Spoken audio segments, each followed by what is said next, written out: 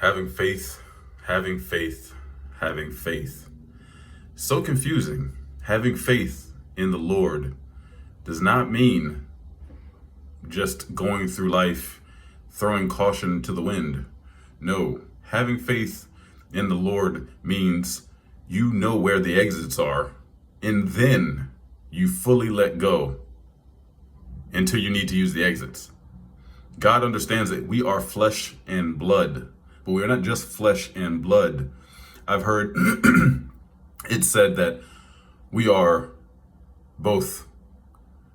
I learned this in high school. It was that as man, we are both animal and divinity united. Because we are animals. We are an animalistic species, and there's not really a thing that sets us apart beyond our divine nature. Because look at it, think about it. Human beings, if you really step back and think about the facts of our ability and capability. Now, mind you, as someone who absolutely loves the total elasticity and resilience of the human body, it is also not the apex predator body. Okay, let's just get that straight. You versus a 600-pound grizzly bear. I don't even think that's like the biggest grizzly bear. You are going to get up. Just, it's not even, you're going to get mauled. It's not even a question. If you try to box a grizzly bear, the grizzly bear is going to think that its food is playing with it.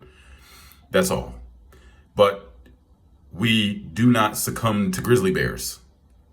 Same thing with sharks, spiders, snakes. Anything you lions, tigers, and bears, oh my, like all that stuff doesn't affect us. Cold, we can deal with it. Deep water, we can deal with it, within reason. Space, we can deal with it as long as we are prepared. God does not say, don't be prepared. God says, have faith as your primary influence and then prepare. It's if you have a big test that is like, for me, I'm a massage therapist, and I've taken other exams in my life that required me, like by the state or whatever, for me to get some sort of licensure or certification. And if you have like a really, really big test on the line and you're like, okay, this test, if I pass this test, I'm now a neurosurgeon. And that's like, exactly what I've been dedicating all these years of research and time to. I just need to do this test.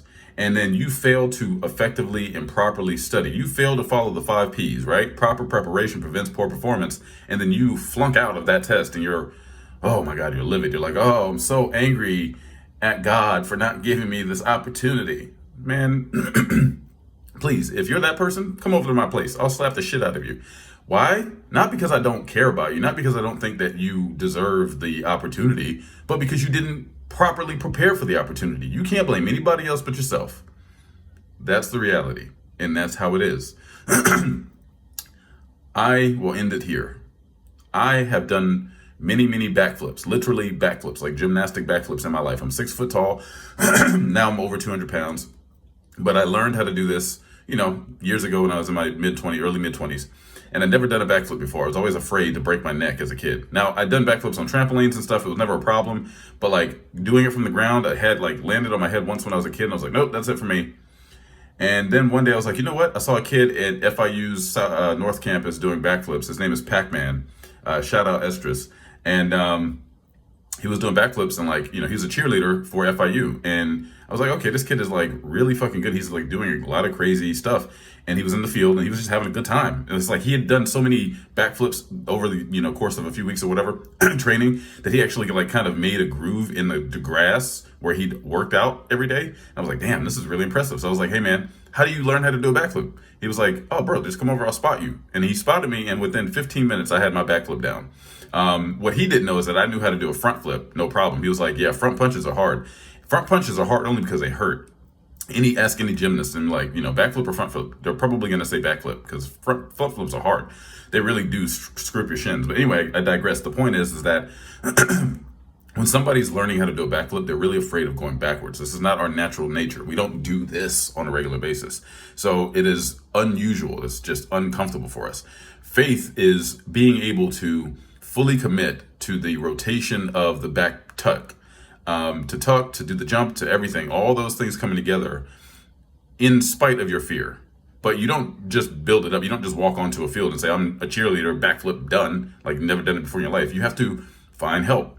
You properly prepare. And then you have the faith that your preparation on top of your reliance on something that is unknown, in this case, we're going to call that God, will not allow you to break your neck, on top of the fact that the spotter's there to make sure that that doesn't happen.